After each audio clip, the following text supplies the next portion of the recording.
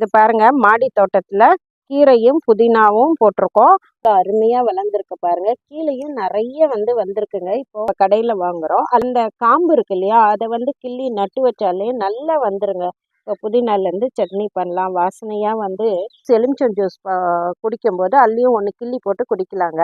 இது vitamin C நிறைய இருக்குங்க. உடம்புக்கு தேவையான சத்துக்கள் நிறைந்ததுங்க. அதே மாதிரி கீரை எல்லா இடத்துலையும் இருக்கும். இதுவும் நாங்கள் அரைக்கீரைங்க, அரைக்கீரை முளைக்கீரை எல்லாமே நாங்கள் போட்டிருக்கோங்க. இதுவும் நல்லா இருக்குங்க. நம்ம கிள்ளி அதை சமைச்சு கூட்டு பண்ணலாம், பொரியல் பண்ணலாம், எல்லாமே பண்ணலாங்க. இல்லை, இதுவும் ஒரு விதமான கீரைங்க தாங்க.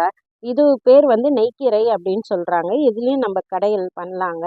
இந்த மாதிரி சில கீரைகள் நம்மளுக்கு தெரியாத கீரைகள் இருக்குங்க. அதுக்கும் நல்ல பலன் கொடுக்குதுங்க.